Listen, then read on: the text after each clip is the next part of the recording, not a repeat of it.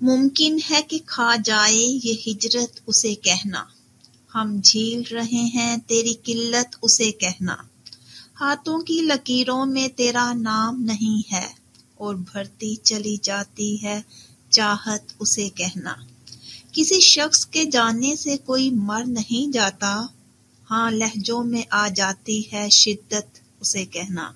Welcome to Razia Sultana YouTube channel. آپ سن رہے ہیں رضیہ سلطانہ کی آواز میں علیشہ انصاری کا لکھا ہوا خوبصورت ناول عشق متشکرم۔ ایکچولی یہ ناول میں نے آلریڈی اپلوڈ کر دیا ہوا تھا، کمپلیٹ اس کی ایپیسوڈ اپلوڈ کر دی تھی، لیکن کسی ٹیکنیکلی پرابلم کی وجہ سے مجھے کچھ ایپیسوڈ جو ہیں وہ ڈیل کرنی پڑی۔ وہ میں اب نئے سرے سے ان کو ریکارڈ کر رہی ہوں اور نئے سرے سے ان کو اپلوڈ کر رہی ہوں۔ میرے جو پریویس ویورز ہیں اور جو میرے نئے ویورز ہیں، کائنڈلی میرے چینل کو ضرور سبسکرائب کر دیں، میرے چینل کی حوصلہ افزائی کرتے رہا کریں تاکہ میں آپ کے لیے اچھی اچھی تحریریں آڈیو کی صورت میں پیش کرتی رہوں۔ تو چلیں سٹارٹ کرتے ہیں علیشہ انصاری کا لکھا ہوا خوبصورت ناول عشق متشکرم، ایپیسوڈ 8، آڈیو بائی رضیہ سلطانہ۔ ذوالفقار جا میران کے کمرے سے باہر نکلے، ان کا ہاتھ لوک پر ہی تھا۔ شمس سیڑھیوں کی طرف بڑھتا ہوا ان کی طرف آ رہا تھا۔ وہ گرے شرٹ اور بلیک ٹراؤزر میں تھے۔ عمر کی مناسبت زیادہ عمر والے لگتے نہیں تھے، آج بھی جوانی کی طرح خوبصورتی تھی پر عمر کے ساتھ تھوڑی ڈھل چکی تھی۔ سفید بالوں کو کالے رنگ سے چھپایا ہوا ہے، ہلکے گرے مکس بال نمایاں ہوتے تھے۔ آہستگی سے لوگ سے ہاتھ ہٹا کے وہ شمس کی طرف بڑھے اور سیڑھیوں سے نیچے اترے۔ شمس ان کی تائید میں پیچھے ہی آیا۔ کچھ پتا چلا؟ وہ نیچے لاؤنج میں آ رکے، ہاتھوں کو پیچھے باندھ کے گردن اٹھا کے شمس سے پوچھا۔ نہیں۔ شمس کے بجھے انداز پہ ذوالفقار جا کھٹکے۔ کیا سوچ رہے ہو؟ ان کی گہری نظریں اس کے چہرے کا جائزہ لے رہی تھی۔ آپ کل سائیں کی مخبری والی بات پہ کافی غصہ تھے۔ شمس کے اتنا کہنے کی دیر تھی، ذوالفقار جا سلگ اٹھے، چٹک کر اسے گھورا۔ تو تم کو بھی اس واقعے کے پیچھے میرا ہاتھ لگتا ہے؟ سب کا دماغ خراب ہو گیا ہے۔ بیٹا ہے وہ میرا، کلیجے کا ٹکڑا، میرے خلاف کتنا بھی چلا جائے پھر بھی اس کے ساتھ یہ سلوک میں کبھی نہیں کر سکتا۔ اکلوتا وارث ہے وہ اس سب کا۔ وہ بازو کھول کے غصے میں جذباتے ہوئے بولے۔ صبح سے وہ خود پہ ضبط کیے ہوئے تھے، غصہ کہیں تو نکلنا تھا۔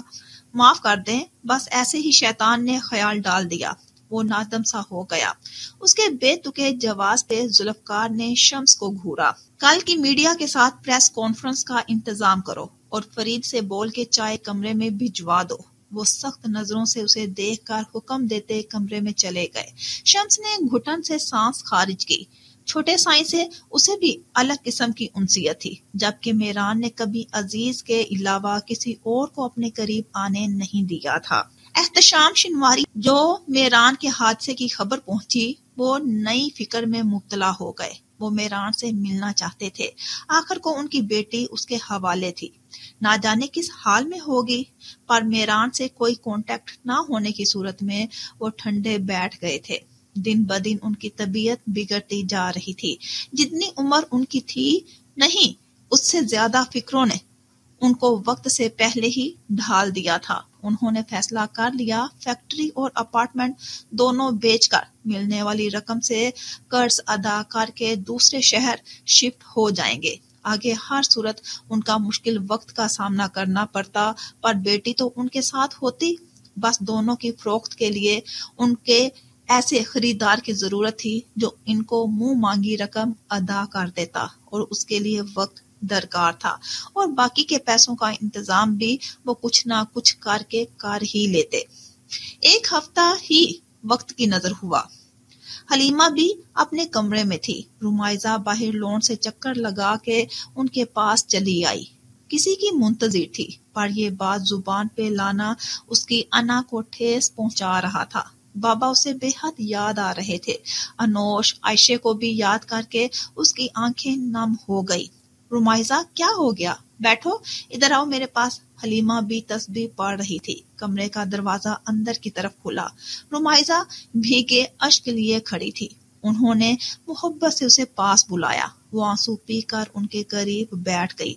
किसी सहारे की जरूरत थी जिससे लगकर फूट फूट के रो देती। सहारे के रूप में उसे ममता चाहिए थी। माँ ही तो होती है जो बच्चे को अपने आंचल में छुपा के उसकी तकलीफ में कमी का बाइस बनती है। उसने तो छोटी उम्र में ही माँ को खो दिया था, पर ममता का एहसास उसके दिल में मौजूद था। माँ के जिंदा होने की चाह होने लगती।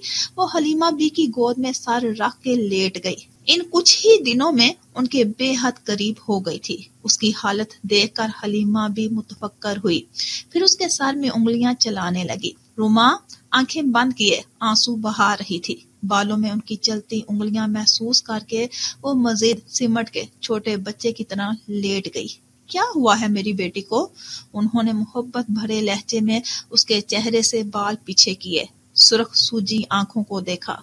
मुझे यहाँ से बाहर निकाल दीजिए, मेरा दम घुट जाएगा। कोई मेरी जान ले या ना ले, पर यह कैद मुझे खत्म कर देगी। वो रोती हुई उनके पहलू में मुंह छुपाती बोली। हलीमा कुछ बोल ना सकी। अब तो तसल्लियां भी खत्म हो गई थी और उसे कितना सब्र की तलकीन करती। मेरा बच्चा ऐसे नहीं बोलते, सब ठीक हो जाएगा, अल्लाह पे भरोसा करो। कब ठीक होगा? उसने सर उठा के उनकी आंखों में देखा। वो चित लेटी हुई थी। अल्लाह से मुसलसल यहाँ से रहाई मांग रही हूँ, पर वो मेरी सुन ही नहीं रहा। और कितना सब्र करूं? हलीमा बी ने उसके माथे पे बोसा दिया और फिर उसे समझाया। ये हम इंसानों की फितरत है। जब अल्लाह किसी नेमत से नवाजता है तो रूगर्दां हो जाते हैं, और जब सख्त मुश्किल वक्त आता है तो नाउम्मीद। यही हमारा इम्तिहान होता है कि सारी फिक्रें भुलाकर तवक्कल किया जाए, अल्लाह के फैसलों पे राजी हुआ जाए। जब हम बिल्कुल बेबस हों उस वक्त अल्लाह का साथ हमारे साथ होता है। बस वो इम्तिहान लेता है अपने बंदे का। और वो क्या कहते हैं, जिसका कोई नहीं होता उसका अल्लाह होता है। अल्लाह ने पहले अच्छा वक्त भी तो दिखाया है ना, तो ये बुरा वक्त भी ज्यादा अरसे नहीं रह सकेगा। भरोसा रखो अल्लाह पर, वो अपने बंदों पे उनकी सकत से ज्यादा बोझ नहीं डालता। सामने खिड़की को देखते हुए वो समझा रही थी। रुमाइजा के आंसू रुक गए, पर वो वैसे ही चित लेटी रही। और फिर सब्र के बाद क्या होगा? मोजज़े होते हैं। फिर इंसानी अकल हैरान रह जाती है और समझदार बंदे शुक्रगुजारी में रब के हजूर माथा ठका देते हैं। उनके लब मुस्कुराए, उसके दिल में किसी ने इत्मीनान घोला था। एक दिन आएगा जब तुम ये बातें याद करके शुक्र के साथ मुस्कुराओगे। उन्होंने उसके माथे पे बोसा दिया। वो सीधी हुई उनकी आंखों में देखने लगी। कांच सी भूरी नम आलूद आंखों में सुकून उतर चुका था, और बेशक रब की याद, उसके जिक्र से ही दिलों को इत्मीनान हासिल है। परेशानी को हावी मत करो, इसे बताओ तुम्हारा रब कितना बड़ा है। इसके लिए सब आसान है। जिंदगी इम्तिहान का ही नाम है। सुख दुख आते रहते हैं, बस इंसान को हिम्मत से काम लेना चाहिए। कुछ भी हो जाए तब भी कुछ नहीं होता। वो कुछ सोचते हुए उठ बैठी। सार इस बात में हिलाया। वो वाकई मायूस होने लगी थी। उदासी दिन ब दिन उसके रोम रोम में फैल रही थी, और उसने फौरन ताउस पढ़ के इस्तगफार पढ़ा। वो तो शेरनी थी, कैसे कमजोर पड़ती। उसने ठान लिया था अब कुछ करना ही होगा। उसको पुरसुकून देखकर हलीमा बी को भी इत्मीनान हुआ। रुमा उन्हें देखकर मुस्कुरा दी। और फिर शाम की चाय थी। हलीमा बी और रुमाइजा की बातें। मुराद ड्यूटी पे चला गया था। आयशे भी नाश्ते के बाद कमरे में आकर बंद हो गई थी। बाहिर जरपाश साहिबा का अकेले में सामना करने से वो गुरेज ही करती थी। नेमल से उसकी अच्छी दोस्ती हो गई थी।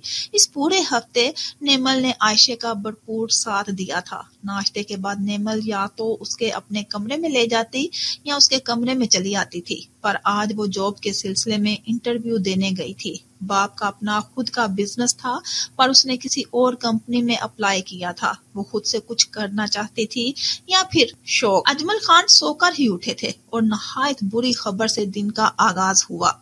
आधे घंटे बाद वो मतलूबा जगह पे मौजूद थे। जगह आग लगने की वजह से धुआं ही धुआं थी। हर तरफ भगदड़ सी मची हुई थी। फायर ब्रिगेडियर वाले आग बुझाने के काम में मसरूफ थे। गुस्से के मारे उनका बुरा हाल था। भला वहां आग कैसे लग सकती थी? کسی شخص کی لاپرواہی ہی اس سب کا سبب بنی ہوگی۔ ان کا سیکرٹری تمام حالات سے ان کو روشناس کرا رہا تھا۔ آگ پوری اس 2 منزلہ بنے کارخانے میں پھیل چکی تھی۔ اندر موجود کروڑوں کا مال آگ کی نظر ہو چکا تھا، اور صرف یہ ایک کارخانہ ہی نہیں، تمباکو سمگلنگ کا ایک اور کارخانہ جو کچھ دور ہی موجود تھا، اسے بھی آگ نے لپیٹ لے لیا تھا۔ یہ اب کوئی اتفاق تو تھا نہیں۔ تیش کے عالم میں ان کے ماتھے کی رگیں ابھر گئی۔ یہاں سارا کام بلیک میں ہوتا تھا اور کروڑوں کی منشیات تباہ ہو گئی تھی۔ پاس سے فائر بریگیڈیئر کا ایک آدمی گزرا، وہ اجمل کا پاس ٹھہرا۔ انہوں نے بھویں اچکا کے اسے دیکھا، جس کے چہرے پہ طنزیہ مسکراہٹ تھی۔ ان کے ماتھے پہ بل پڑے، وہ مزید کان کے قریب ہوا اور اس کے کہے جملے پہ ان کی آنکھیں پھیل گئی، منہ پہ قفل لگ گیا۔ چھوٹے جان نے سلام بھجوایا ہے۔ کان میں سرگوشی کر کے وہ پیچھے ہوا۔ ہنوز اجمل خان کی آنکھوں میں فتح کن مسکراہٹ سے دیکھا تھا، جو غصے میں مٹھیاں بھینچے رہ گئے تھے۔ یک لمحے تو وہ سمجھے تھے بھی نہیں۔ وہ شخص فوراً آگے بڑھ گیا اور وہی اس کی بائک کھڑی تھی اور وہاں سے روانہ ہو گیا۔ اجمل خان کے چہرے کا رنگ اڑا تھا، یعنی میران کو باپ کی جگہ اس پہ یقین ہو گیا تھا۔ وہ اصل حملہ کار کو پہچان جائے گا، انہوں نے سوچا بھی نہیں تھا۔ بہت سوچ سمجھ کے کئی دنوں میں میران کے گرد انہوں نے جال بچھایا تھا۔ موبائل وائبریٹ ہوا، انہوں نے کھولا تو سکرین میں میسج موصول ہوا تھا۔ پرائیویٹ نمبر تھا۔ حساب برابر، آئندہ اگر اے پی جماعت کے کسی فرد کو بھی تم نے نقصان پہنچانے کی کوشش کی تو یاد رکھنا، میرے آدمی تمہارے خلاف مجھ پہ حملہ کروانے کے سارے ثبوت میڈیا تک بآسانی پہنچا دیں گے، اور اسے دھمکی ہرگز مت سمجھنا۔ اب میں اپنے راستے اور تم اپنے راستے۔ اور میران نے بہت ہی اچھے سے اجمل خان کی گوٹ دبا دی تھی۔ وہ میسج پڑھ کے بھنبنا اٹھے۔ مزید میسیجز موصول ہوئے۔ ایک ویڈیو تھی جس میں چینل کے سی ای او نے اعتراف کیا تھا، خبریں اجمل خان کے دباؤ ڈالنے پر نشر کی گئی تھی۔ مراد کی مدد سے وہ حملہ کرنے والے پکڑے گئے تھے، جو کہ منجے ہوئے ٹارگٹ کلرز تھے جن کی پولیس کو تلاش تھی۔ انہوں نے بھی اعتراف جرم کر لیا تھا اور کسی کے حکم پہ یہ سب کیا، وہ بھی صاف صاف بتا دیا تھا۔ سیکرٹری تو اجمل خان کے چہرے کے چڑھتے اترتے رنگ دیکھ رہا تھا۔ ان باپ بیٹوں کے درمیان پھوٹ ڈال کر ان کو کمزور کرنا واقعی مشکل تھا۔ اسے اندازہ نہیں تھا میران جا اتنا سب ہونے کے باوجود بھی ذوالفقار پہ بھروسہ رکھے گا اور فوراً اجمل کو پہچان لے گا۔ کوشش تو انہوں نے مروانے کی تھی، پر ان کا حملہ ناکام ثابت ہوا، تو جو پہلے وہ جال بن چکے تھے اسی پہ عمل کر کے میران کے ہمدرد بن کے ہاسپٹل پہنچ گئے تھے۔ میران کی جگہ کوئی اور ہوتا تو ذوالفقار جا کو ہی الزام دیتا۔ یہ ساری ان سب کی سیاست تھی، اور اس کی آڑ میں نہ جانے روز کتنے غلط کام ہوتے تھے۔ میران کے پاس ان کے خلاف پکے ثبوت تھے، وہ چاہ کر بھی کچھ کر نہیں سکتے تھے۔ اب جو تھا، ان کو الیکشنز پہ ہی توجہ دینی تھی۔ انہیں حرکات کی وجہ سے وہ عوام کا اعتبار کھو چکے تھے۔ اب وہ ذرا بھی کچھ کرتے تو میران نے ان کے پرخچے اڑا دینے تھے۔ پولیس نے کیس نامعلوم افراد کا حملہ کہہ کر بند کر دیا۔ ذوالفقار جا کو میران نے ساری حقیقت بتا دی تھی۔ اول تو وہ بہت غصے میں تھے، پر میران کا اگلا قدم جان کے وہ پیچھے ہٹ گئے تھے۔ اس نے بھی اور اجمل خان کے کالے دھندوں کے مقامات پر آگ لگوائی تھی، جس کا ذکر وہ میڈیا پر لا بھی نہیں سکتے تھے۔ برخودار لگ رہا ہے تم میرے ہی بیٹے ہو۔ وہ کافی بہتر ہو چکا تھا۔ پلاسٹر مزید کچھ دن بندنا تھا۔ وہ سیڑھیوں سے نیچے اتر رہا تھا، تب ذوالفقار اسے دیکھ کر بولے۔ وہ ان کی معنی خیز بات بخوبی سمجھا تھا، پر قبول نہیں کی تھی۔ ان کے جیسے وہ ہرگز نہیں تھا۔ اس سارے معاملے سے جو دونوں کے درمیان فاصلہ اور رنجشیں بھر گئی تھی، وہ ختم ہوئی۔ دونوں پہلے ہی کی طرح ہو چکے تھے، پر میران رومائزہ کے لیے ان کی نفرت بھول نہیں سکتا۔ ذوالفقار جا کو یہ فائدہ ہوا کہ میران ان پہ پھر بھروسہ کر رہا تھا، پر وہ ان کے اصل روپ سے بھی واقف تھا۔ فی الحال جو جیسا چل رہا تھا اسے ویسے ہی چلانا مناسب سمجھا تھا۔ وہ صوفے پر آ کے دراز ہو گیا۔ ذوالفقار اس کے سامنے والے صوفے پہ بیٹھ گئے۔ تمہاری مجھ سے کم گوئی مجھے پریشان کر رہی ہے۔ ہمارا رشتہ کیا پہلے کی طرح ٹھیک نہیں ہو سکتا؟ اگر آپ اپنے الفاظ واپس لے لیں اور شنواری سے بلا وجہ کی دشمنی ختم کر دیں تو آسانی ہوگی۔ میران کی بات پہ کچھ دیر انہوں نے سوچا تھا۔ وہ مزید بیٹے کو دور نہیں کر سکتے تھے۔ آخر کو اب وہی ان کا وارث اور امید تھا۔ میران جو پہلے بھی اتنا زیادہ نہیں بولتا تھا، پر اب کچھ بولتا تو صرف کام کی بات۔ ان کے ساتھ وقت گزارنا یہ سب ختم کر دیا تھا۔ وہ ان کی عزت میں کمی نہیں کر سکتا تھا۔ باپ جو تھے، آخری دنیاوی رشتہ، پر باپ کے کئی چہروں کو وہ جھٹلا بھی نہیں سکتا تھا۔ اسے بھی اندازہ تھا ذوالفقار کو اس حادثے سے کتنا فائدہ ہوا۔ کچھ وقت میڈیا نے ان کو اپنا نشانہ بنایا تھا، پھر بعد میں ہی میڈیا نے ساری کہانی کا رخ موڑ دیا، اور یہ سب اس کے باپ نے ہی پیسہ کھلا کے کیا تھا۔ مجھے میرے پیسے سود سمیت وہ ادا کر دے، معاملہ ختم ہو جائے گا۔ لگی بندی انہوں نے بات کی، نہیں، اس کے بعد آپ رمائزہ شنواری کو اپنی بہو کے روپ میں قبول کریں گے۔ وہ صوفے پہ سیدھا ہوا اور دو ٹوک بولا، ایسا کبھی نہیں ہو سکتا، وہ لڑکی تمہارے قابل نہیں، الوی کی بیٹی تمہارے لیے بہتر رہے گی۔ وہ اپنے طور پہ سمجھداری سے بولے۔ میران نے انہیں دیکھا۔ اور میری محبت، اس کا کیا؟ کون میرے قابل ہے میں بہتر جانتا ہوں۔ کسی اور کو زندگی میں شامل نہیں کروں گا سوائے رمائزہ شنواری کے۔ ان کی آنکھوں میں دیکھتے دھیمی آواز میں برہمی سموئے بولا اور باہر لون کی طرف بڑھ گیا۔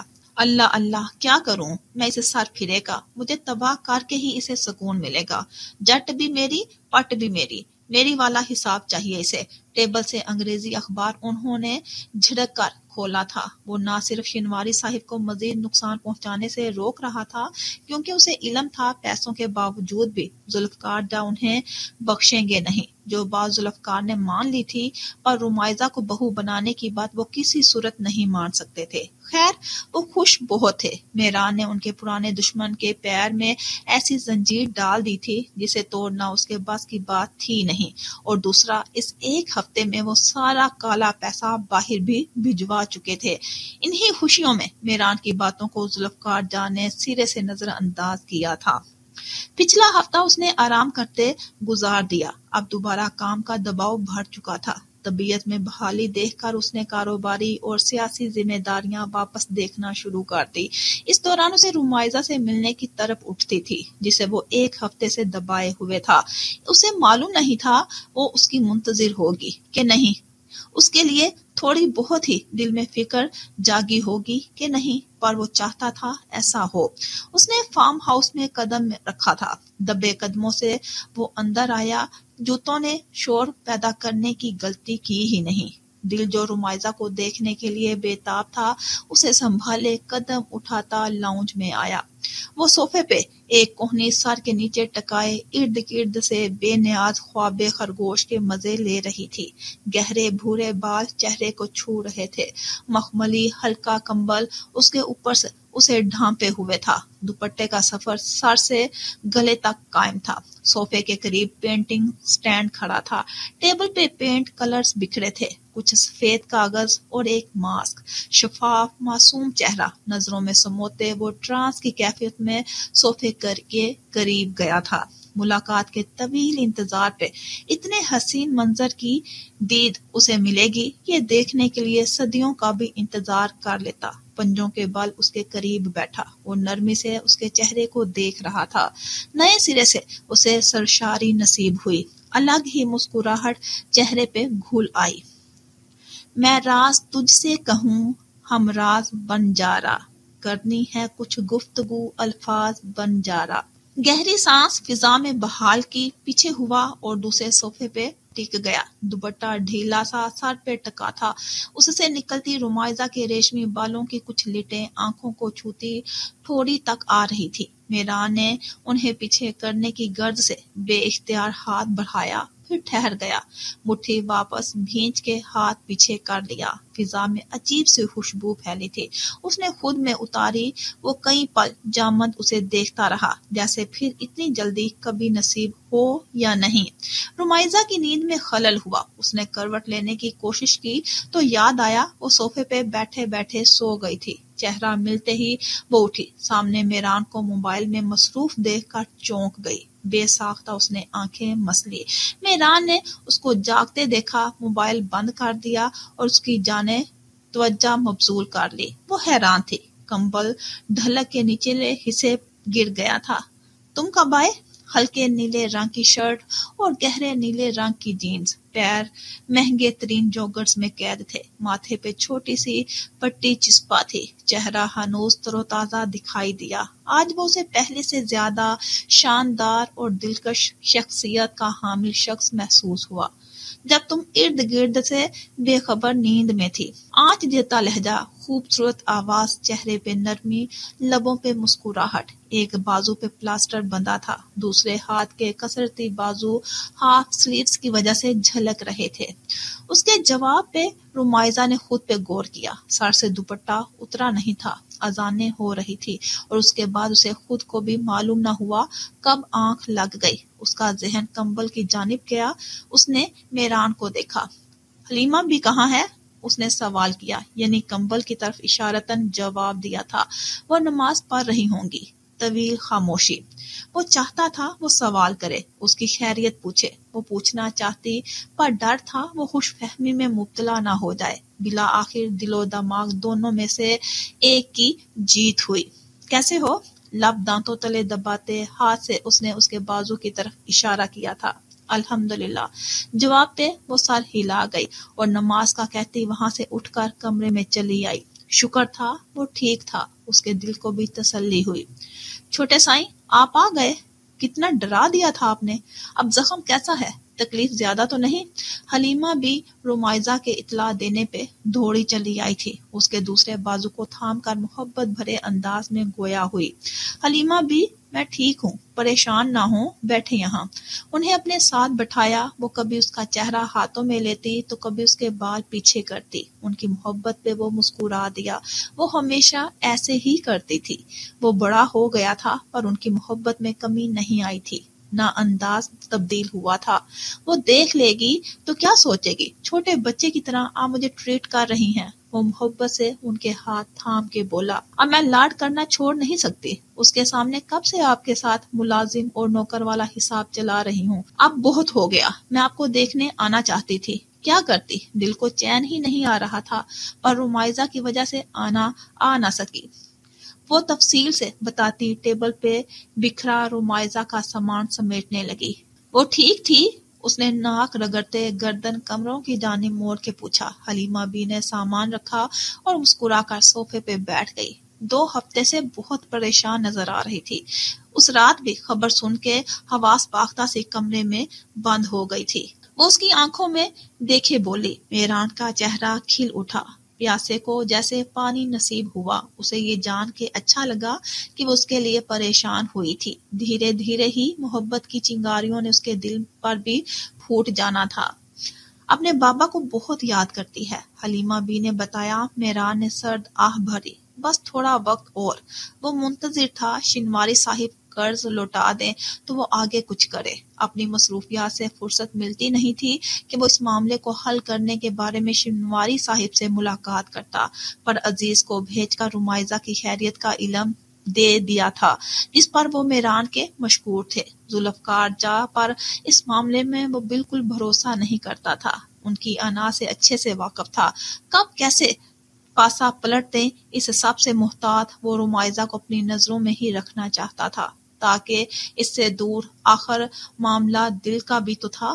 وہ حلیمہ بی سے صوفے پر کمر کی پشت جما کر بات چیت کرتا رہا۔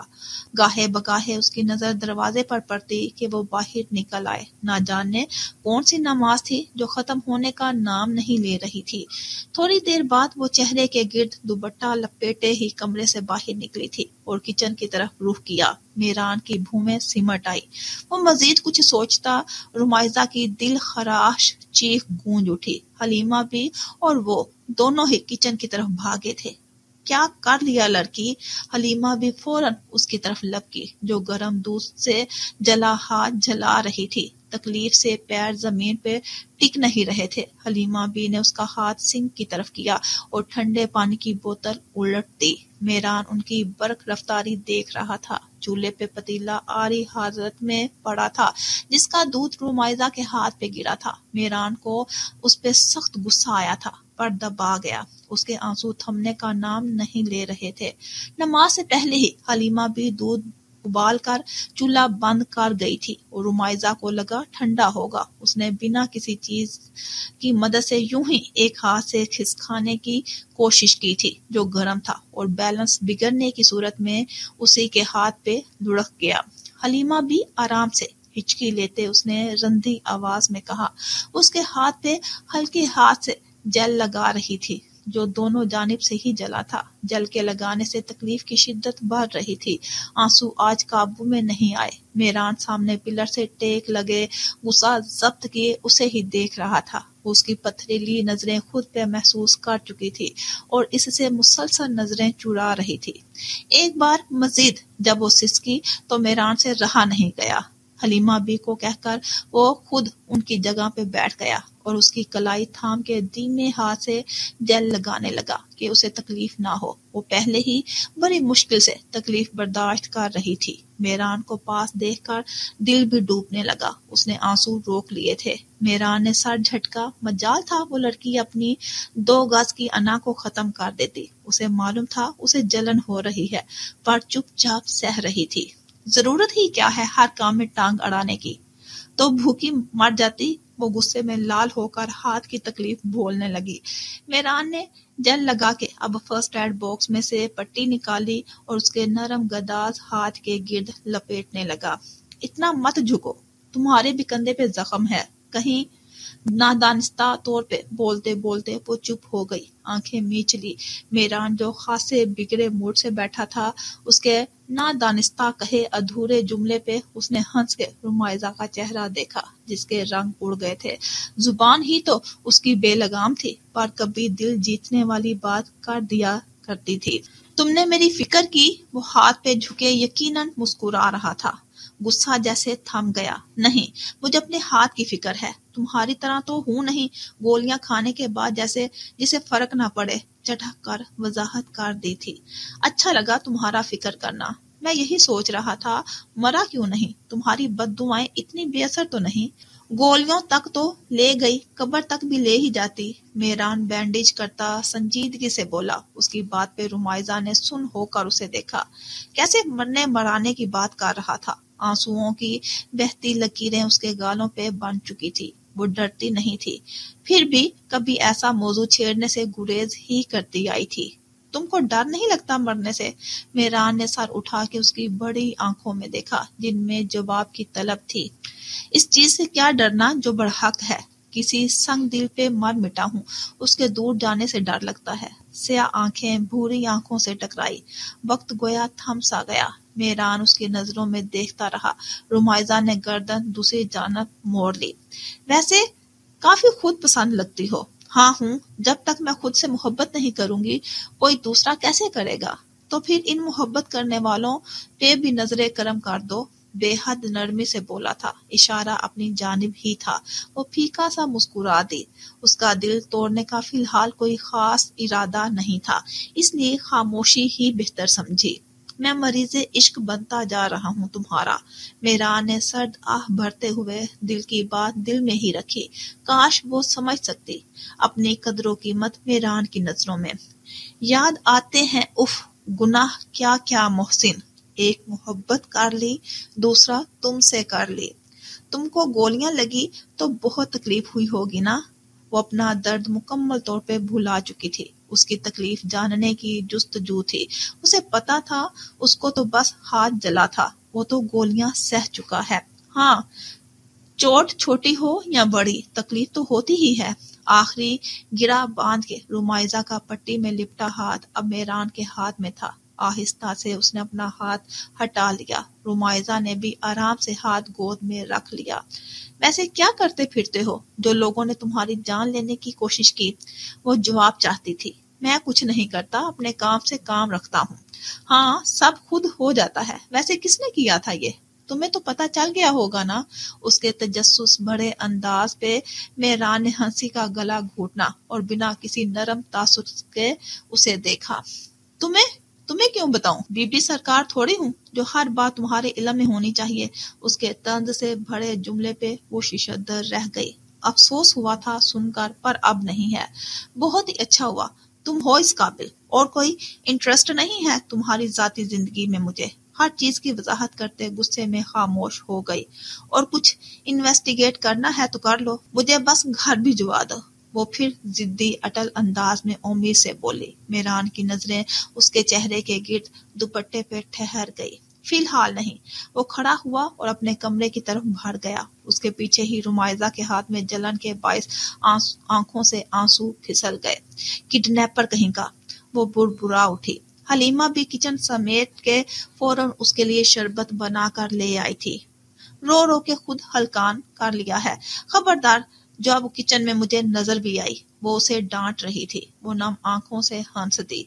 आऊंगी, बार बार आऊंगी। वो भी ढीठ थी। ये पियो, फिर मैं खाना लगाती हूँ। उसके दुपट्टे की गिरा ढीली होने से दुपट्टा भी ढीला होके कंधा छूने लगा था। हलीमा बी ने खाना लगाया।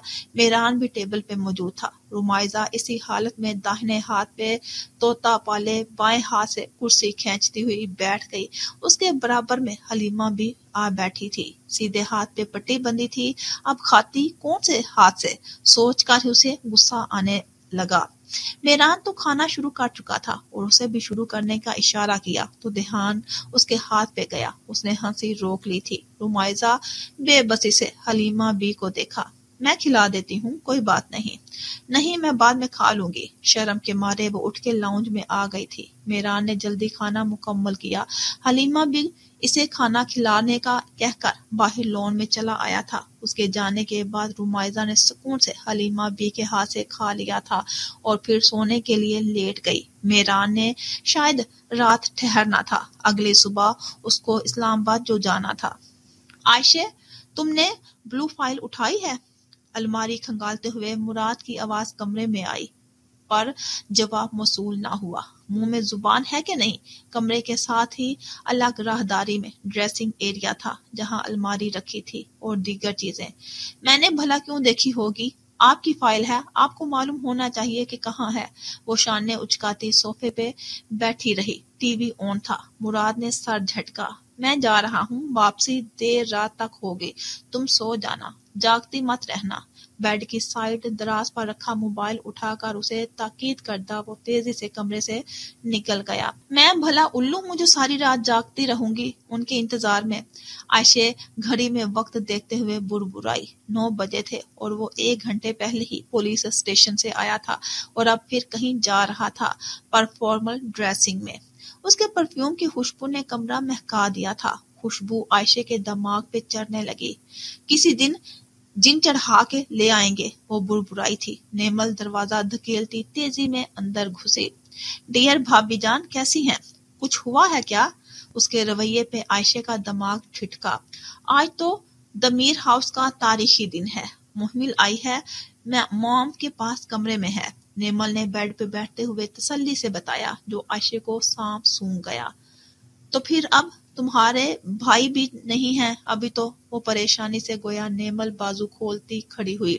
भोली भाभी जान, मुझे लगता है वो जानकर आपको अकेला छोड़ गए ताकि अब मोहमिल का सामना खुद करें। उसने आंख दबाई।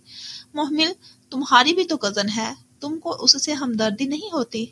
जैसे सबको है। सॉरी, मैं अपने भाई के साथ हूँ। बेशक वो मेरी कजन है, पर मेरे भाई ने कभी उससे मोहब्बत का दावा नहीं किया।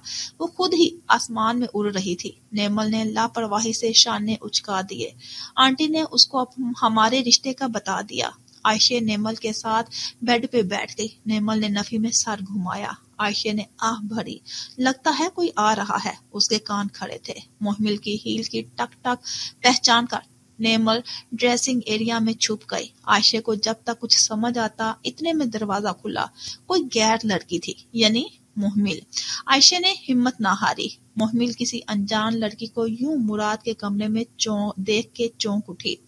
आरी मांग से निकलने खुले बाल सीने पे फैले थे। शार्ट जामनी रंग की शर्ट और टखनों से ऊपर जीन्स, हाथ में नफीस सा क्लच था और पैर गोरे चिट्टे, पेंसिल हील में मुकीद और मगरूर पुरएतमाद अंदाज।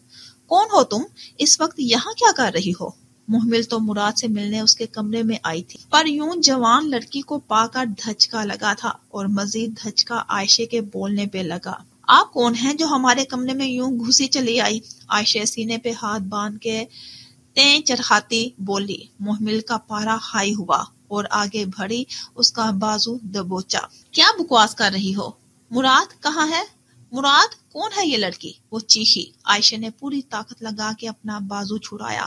محمل حیران نظروں سے اسے دیکھا جو قد میں اس سے چھوٹی تھی، پرنٹڈ پھولدار قمیض شلوار زیب تن کیے شان سے اس کے سامنے کھڑی تھی۔ عائشہ نے ایک نگاہ اس خوبصورت لڑکی پہ ڈالی جس کی خوبصورتی کے آگے عائشہ کچھ نہیں تھی۔ یکدم اسے کم تری کا احساس ہوا تھا۔ نیمل اندر سے خاموشی توڑتی باہر نکلی۔ بھابھی تیار ہو جائیں بھائی ورنہ غصہ کریں گے۔ ارے محمل تم کب آئی؟ نیمل کے ہاتھ میں ایک لال رنگ کا جوڑا تھا جو اس نے صوفے پہ ڈالا تھا اور محمل کو دیکھ کر خوشی دکھلاتی اس کے گلے لگی۔ وہ کمال اداکارہ بھی تھی۔ محمل تو اس کی بھابھی لفظ پہ ہی سن ہو گئی تھی۔ نیمل کیا بول رہی ہو؟ کون ہے یہ؟ وہ غصے میں ابل پڑی۔ یہ عائشہ بھابھی، مراد بھائی کی وائف۔ محمل کے سامنے نیمل کا کہنا تھا۔ عائشہ کی روح سرشار ہو گئی۔ وہ اب پر اعتماد تھی۔ کیا بکواس ہے یہ خالہ؟ وہ پیر پٹکتی انگاروں پہ چلتی کمرے نکل کر زرپاش کو پکارنے لگی۔ باہر لاؤنج میں اس نے صحیح تماشا لگا دیا تھا۔ زرپاش اسی وقت سے ڈر رہی تھی۔ کیسے وہ اپنی لاڈلی بھانجی کو سنبھالتی؟ ان کے بیٹے نے نظریں ملانے کے قابل بھی نہیں چھوڑا تھا۔ وہ صوفے پہ زرپاش کے ساتھ لگی رو رہی تھی۔ جس شخص سے بچپن سے محبت کرتی آئی تھی وہ اس کے ساتھ ایسا کرے گا سوچا بھی نہیں تھا۔ اب دل تو ٹوٹا تھا۔ عائشہ کو دیکھ کر اس کا خون کھولنے لگتا۔ بس چلتا تو اسے مراد کی زندگی سے دھکے مار کے نکال دیتی۔ اس کے وجود کو گولا برساتی نظروں سے چھلنی چھلنی کر رہی تھی۔ عائشہ نیمل کے ساتھ ہی کھڑی تھی۔ تم نے میرے مراد کو اپنے جال میں پھنسایا ہوگا۔ زرپاش سے ہٹ کر وہ بدحواسی کے عالم میں عائشہ کی جانب لپکی۔ عائشہ اس حملے کے لیے بالکل تیار نہیں تھی۔ محمل نے مٹھی میں اس کے بال جکڑے تھے۔ نیمل نے چھڑانے کی کوشش کی۔ زرپاش بھی اٹھ کے محمل کے پاس آئی، پر اتنے میں مردانہ آواز کانوں میں پڑی۔ Mehmal stop it, leave my wife. مراد حکم عدولی سے کہتا پاس آیا اور غصے میں محمل کو دیکھ کر اس نے عائشہ کے بال آزاد کروائے اور پھر ماں کو دیکھا جو خود محمل کے عمل پہ ساکت تھی۔ موم، مجھے بالکل اس رویے کی امید نہیں تھی۔ میرے پیٹھ پیچھے میری بیوی کے ساتھ یہ سلوک ہوگا؟ اس نے نرمی سے عائشہ کو سنبھالا تھا اور نظروں میں نیمل کو عائشہ کو کمرے میں لے جانے کا کہا۔ وہ غصے میں محمل کی طرف پلٹا۔ مراد، تم میرے ساتھ یہ کیسے کر سکتے ہو؟ میں محبت کرتی ہوں تم سے بچپن سے۔ تم کیسے کسی ایری گیری کو بیوی بنا کر لے آئے؟ میں مر جاؤں گی تمہارے بغیر۔ روتے ہوئے وہ شکوہ کنا ہوئی۔ مراد نے کن پٹی سہلائی۔ میں تمہارے جذبات کی قدر کرتا ہوں، پر میں نے کبھی تمہیں اس نظر سے نہیں دیکھا۔ آخری بار دہرا رہا ہوں، محمل، نہ پہلے میری زندگی میں تھی نہ آئندہ ہوگی۔ موم، سنبھالے اپنی بھانجی کو۔ آئندہ اگر اس نے میری بیوی کو نقصان پہنچایا تو مجھ سے نرمی کی توقع ہرگز نہیں رکھیے گا۔ خالہ، اس کے دھتکار ملتے ہی وہ واپس زرپاش سے فریاد کرنے لگی۔ زرپاش بھی بے بس تھی۔ مراد ان دونوں کو چھوڑ کے کمرے کی طرف ڈگ بھرتا چلا گیا۔ محمل بچے صبر کرو، مراد تمہارے نصیب کا پھول تھا ہی نہیں، اللہ نے اس سے بہتر کچھ سوچ رکھا ہوگا۔ پیار سے بہلا کر اسے گلے لگایا۔ وہ روتی رہی۔ عائشہ کے لیے نفرت دل میں بھڑک رہی تھی۔ مراد کے کمرے میں آنے سے پہلے عائشہ کو نیمل نے پانی پلایا تھا اور اس کی پیٹھ سہلائی۔ وہ رو رہی تھی۔ سسرال میں یہ سب بھی دیکھنے کو ملتا ہے کیا؟ یہی سوچ مارے جا رہی تھی۔ مراد کے آنے پہ نیمل وہاں سے سر جھکاتی رفو چکر ہو گئی۔ اس نے غصے میں کمرے میں چکر کاٹے۔ آیا تو وہ فائل لینے کی غرض سے تھا۔ اسے یاد آ گیا تھا سائیڈ دراز میں ریڈ فائل کے نیچے بلو فائل رکھی تھی، پر گھر آیا تو منظر کچھ اور ہی بیان ہو رہا تھا۔ وہ مظلوم بنے سب برداشت کر رہی تھی۔ تم کو چاہیے تھا اپنے بال چھڑاتی اور اس کے رکھ کے ایک دیتی۔ لب بھینچے سرد پن سے وہ بولا۔ عائشہ سسکتی رہی۔ شوہر کا مشورہ سن کے حیران نہیں ہوئی تھی۔ اگر انوش یا رومائزہ بھی ہوتی تو وہ بھی یہی کہتی، برائی کا جواب برائی سے نہیں دیا جاتا۔ ٹھیک ہے، پھر اگلی بار اس کے ہاتھوں گنجی ہو جانا۔ تم مظلوم بن رہی ہو بلا وجہ۔ سیلف ڈیفینس نام کی چیز سے واقف بھی ہو کہ نہیں؟ زبان تو بہت چلتی ہے، تھوڑی عقل بھی چلا لیا کرو۔ پولیس والے کی بیوی اتنی بے وقوف نہیں ہو سکتی۔ وہ پھر اسے بے وقوف ہی سمجھ رہا تھا۔ جتنے لیکچرز دینے ہوں پلیز کل دیجیے گا، ابھی میرا سر درد سے پھٹ رہا ہے۔ وہ پوروں سے سر دبانے لگی۔ مراد کو احساس ہوا تو خاموش ہو گیا، پھر پین کلرز نکال کے اسے دی جو چپ چاپ وہ کھا چکی تھی، اور پھر کمبل کھینچ کر لیٹ گئی۔ محمل کا حملہ کرنا اسے بہت برا لگا تھا۔ سوچ سوچ کر اس کی آنکھیں نم ہو جاتی۔ مراد کو کام سے باہر جانا تھا۔ ارادہ ترک کر کے وہ خود بھی لیٹ گیا۔ ساری رات وہ کروٹیں بدلتی رہی تھی۔ اس کی بے چینی پر مراد بھی ڈھنگ سے سو نہ سکا تھا۔ صبح 8 بجے مراد کی آنکھ کھلی۔ عائشہ کا ہاتھ اس کا بازو چھو رہا تھا۔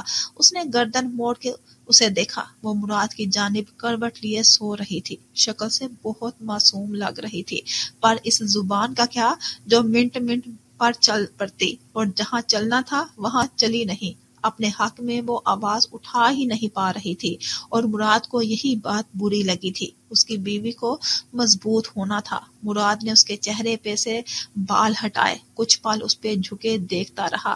اس کی لونگ توجہ راغب کرنے کا ذریعہ بنی تھی۔ پھر وقت کا احساس ہوا تو وہ فریش ہونے کے لیے اٹھ گیا۔ پچھلے دنوں کی نسبت آج دل بہت ہلکا پن محسوس کر رہا تھا، جیسے آزادی نصیب ہوئی ہو۔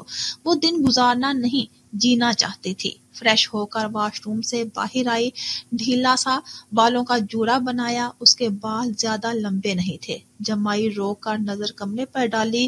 کمرہ پینٹنگ کے سامان سے بکھرا ہوا تھا۔ کوئی دیکھ لیتا تو پورا پھوہر ہی سمجھتا۔ اس نے تمام تر چیزیں اپنی جگہوں پر ترتیب سے رکھ دی۔ ٹیبل پہ کچھ کاغذ پڑے تھے، اٹھاتے ہوئے وہ زمین پہ بکھر گئے۔ رومائزہ نے وہ اٹھا کے واپس ٹیبل پہ رکھ دیے۔ آخری کاغذ اٹھایا تو نظر پچھلی طرف پڑی۔ رومائزہ نے بھویں سکیڑ کے غور سے دیکھا۔ اس کی دھڑکنوں میں تیزی دھار آئی۔ پینسل سے خوبصورت سا نام لکھا تھا، پر ادھورا۔ یہاں لکھنے والے نے اتنا لکھنا ہی پسند کیا تھا، روم۔ در حقیقت وہ پینٹنگ شیٹ تھی، چھوٹے سائز کی، جس پہ رومائزہ نے 2 ہاتھوں کا مصافحہ کرنے کا نامکمل نقشہ کھینچ رکھا تھا، اور اس کے پچھلے حصے پہ ایک کونے پہ روم نام درج تھا۔ یہ وہی کاغذ یعنی شیٹس تھی جو میران کے آنے پہ اس نے لاؤنج سے اٹھا کر کمرے میں رکھ دی تھی۔ اس کا ذہن روم لفظ پہ اٹک گیا تھا۔ کوئی اس طرح بھی اس کے نام سے ایک لفظ نکال لے گا، اسے خیال بھی نہیں آیا تھا۔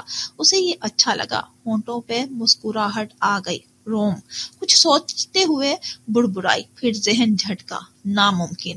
وہ تمام شیٹس اٹھا کے اس نے کونے میں رکھ دی، اپنا حلیہ درست کیا، اور کھڑکی کھول کے لون کا منظر دیکھ کر پرسکون ہوئی۔ ٹھنڈی ہوا کے جھونکے کمرہ سرد کر گئے تھے۔ رومائزہ نے ٹھنڈ سے بچنے کے لیے شال اوڑھ لی تھی۔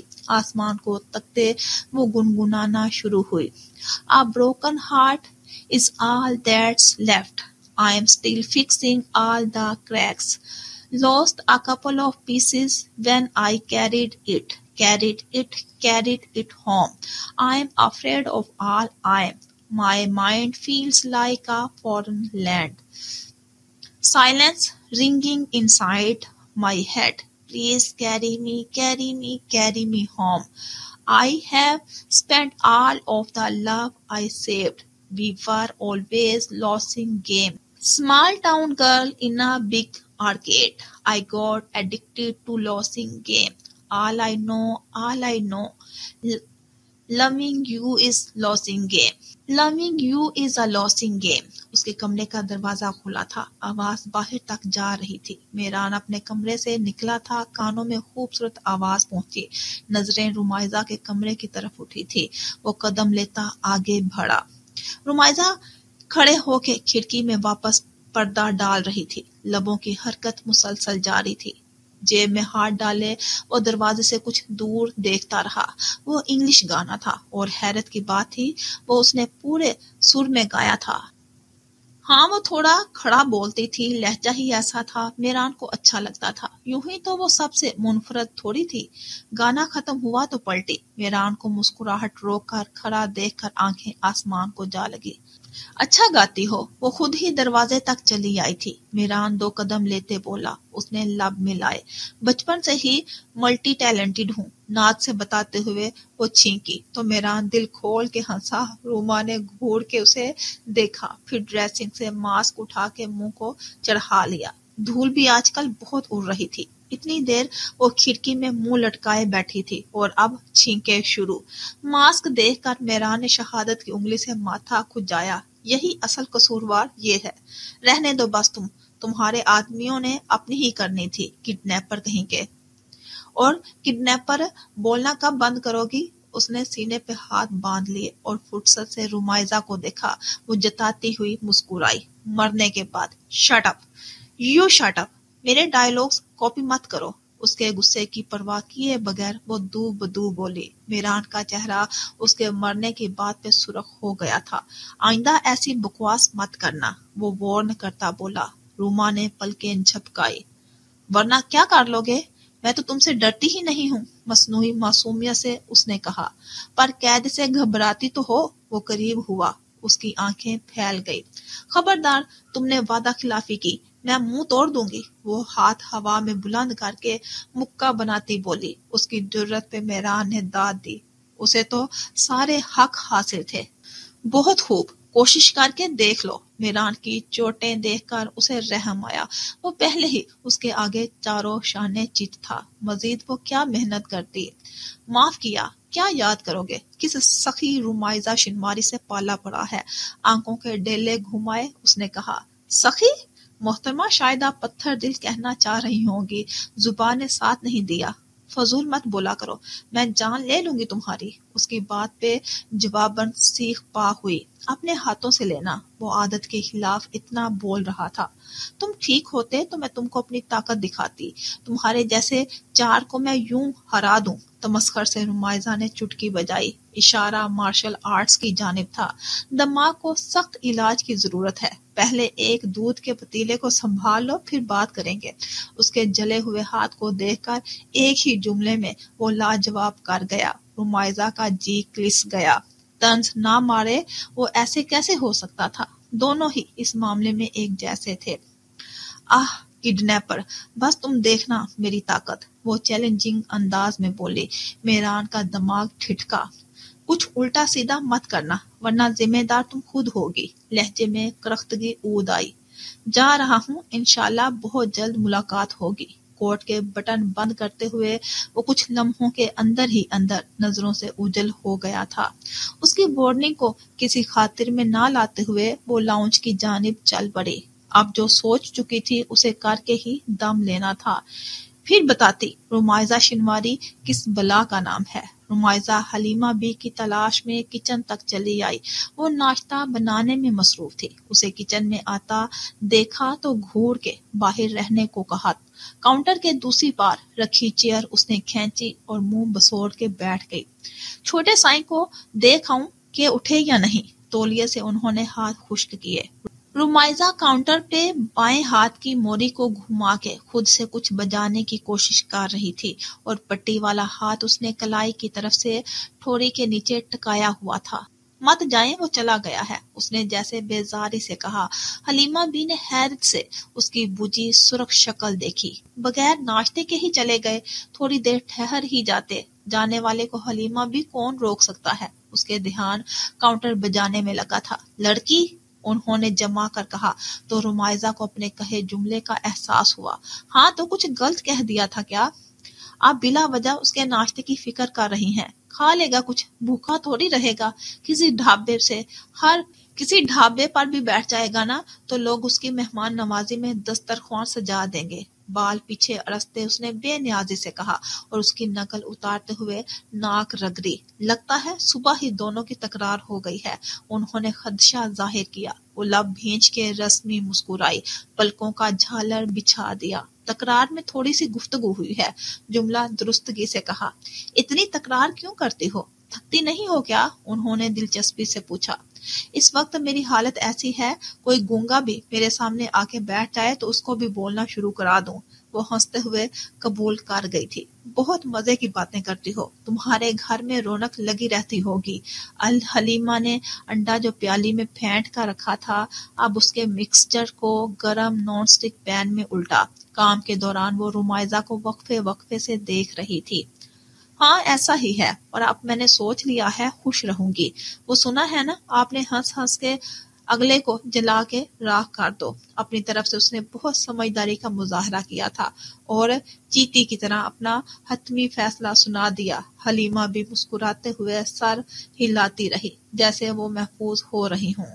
کچھ دن بعد میرا برتھ ڈے آ رہا ہے، اس نے جیسے پرجوشی سے بتایا۔ حلیمہ بی نے انڈا دوسری طرف پلٹا اور اسے دیکھا۔ کیسے سیلیبریٹ کرو گی؟ کوئی خاص ارادہ؟ ہاں سوچ لیا ہے۔ اتنا ہی کہہ کر وہ خاموش ہو گئی اور کچھ سوچنے لگی۔ ہونٹوں کے نزدیک عجیب سی مسکراہٹ نے جگہ بنانے کی کوشش کی۔ ناشتہ جیسے ہی تیار ہوا حلیمہ بی نے رمائزہ کے اصرار پہ کاؤنٹر پہ رکھ دیا تھا اور خود بھی دوسری کرسی کھینچ کر ناشتہ کرنے لگی۔